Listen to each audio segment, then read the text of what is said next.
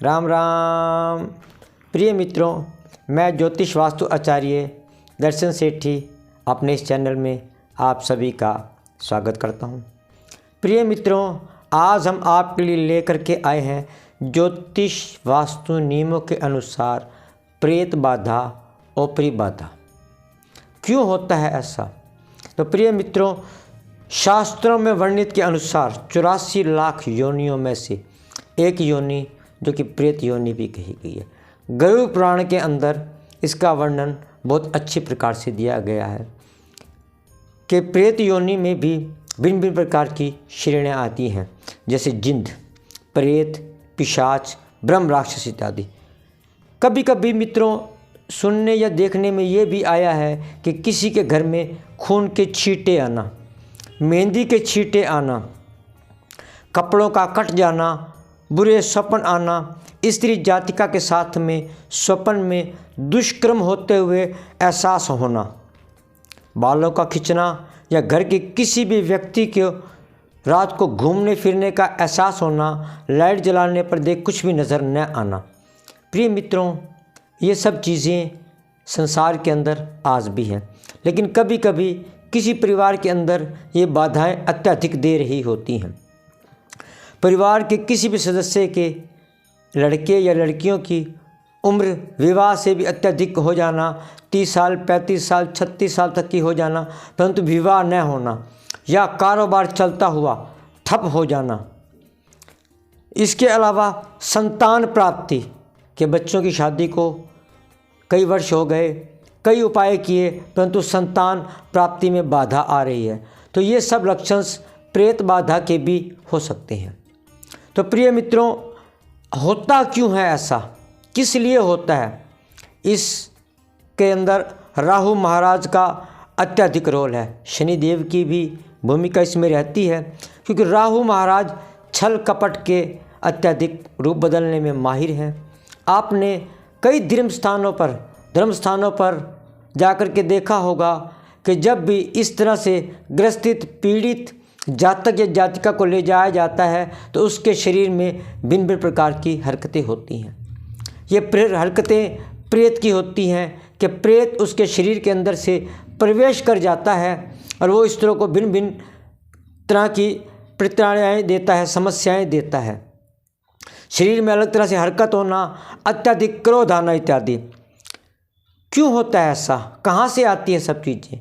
कभी कभी परिवार में किसी भी सदस्य की अचानक दुर्घटनाग्रस्त हो जाना, आत्महत्या हो जाना, जहर इत्यादि से मृत्यु हो जाना, अकाल मृत्यु के कारण वो जीव मोक्ष प्राप्त ना करके वो प्रेत योनि में चला जाता है। तो इस तरह से भी परिवार की भी समस्याओं से ये चीज़ें प्रेत योनि में पीड़ित अपने वंशजों को, पूर्वजों को अपने मोक्ष पाने के लिए तंग करती हैं। इसका वर्णन श्रीमद् भागवत पुराण के अंदर भी यहीं से ही प्रारंभ होता है, धुंधकारी और गोकर्ण की कथा से। तो आइए अब आप जानते हैं कि ज्योतिषी कारण क्या है, कि जन्म पत्री के अंदर किस प्रकार से पता लगे कि ये लक्षण इस जातक या जातिका में हो सकते हैं या फला टाइम में होंगे। जन्म पत्रिका के अंदर लग्नेश का वक्री या अस्त होना, जन्म पत्रिका के अंदर राहु और मंगल या राहु या शनि महाराज की युवती होना। राहु महाराज शनि की युवती को नंदी योग भी कहा गया है, प्रेत बाधा से ग्रसित योग भी कहा गया है। राहु चंद्र का ग्रहण योग होना, शनि चंद्र विष योग होना, राहु सूर्य ग्रहण योग होना। प्रिय मित्रों, इस मानसिक रोग भी कहते हैं, मेडिकल लाइन के अंदर इसको हिस्टीरिया भी कहते हैं, क्योंकि चंद्रमा इसके अत्यधिक कारक माने गए हैं। चंद्रदेव मन के कारक होते हैं। जिस भी जातक या जातिका का चंद्रमा कमज़ोर होता है या उसका जन्म कुंडली का कारक ग्रह कमज़ोर होता है तो इस तरह से समस्याओं से वो पीड़ित हो जाया करता है।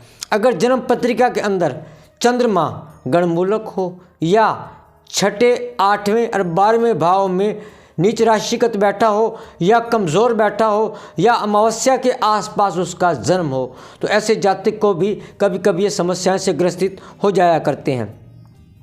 जन्म पत्रिका में राहु महाराज, शनिदेव या केतु भाव खाना नंबर 6 में बैठे हुए हों, या राहु शनि या केतु की महादशा अंतरदशा चल रही हो, शनिदेव की 7.5 या ढैया चल रही हो, तो इस तरह की ग्रह चाल के अंदर भी जातक या जातिका को पीड़ित पाया गया है। वास्तु नियमों के अनुसार अगर हम देखते हैं तो घर का फिर वही बात आती है, शौचालय।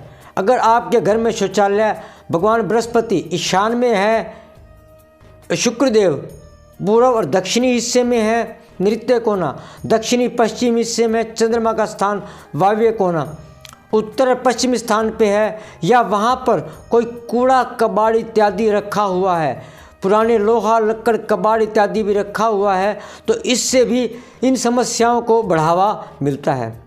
तो ध्यान रखिएगा, अगर आपके घर या परिवार में कोई भी ऐसी समस्या है तो वास्तु ज्योतिष नियमों के अनुसार आप इसका उपाय समाधान करवा सकते हैं, जान सकते हैं। अगर फिर भी आप अपना चाहें तो इसके लिए आप श्री माँ दुर्गा का कवच, हनुमान अष्टक का पाठ करें, घर में गुग्गल लोबान की धुनी दें। अगर घर के किसी पारिवारिक सदस्य से संबंधित है तो उसकी नारायण बलि करवा करके, माँ गायत्री का पाठ करवा करके आप इससे मुक्ति पा सकते हैं। एक स्नान का उपाय बता रहा हूँ, लोबान, नागिया केसर व सरसों पीली, इन तीनों को मिला लीजिए। फिर से बोल रहा हूँ, लोबान, नागिया केसर व सरसों पीली, तीनों को बराबर मात्रा में ले करके इसको पीस करके इसका चूर्ण बनाया जाए।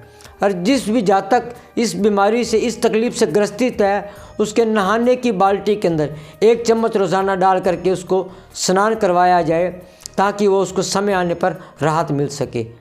अगर आप अपनी जन्म पत्रिका को दिखवाना चाहते हैं तो हमारा मोबाइल नंबर 9812324324 पर कॉल करके या SMS करके भी आप अपनी जन्म पत्रिका का हाल जान सकते हैं। नमस्कार, राम राम।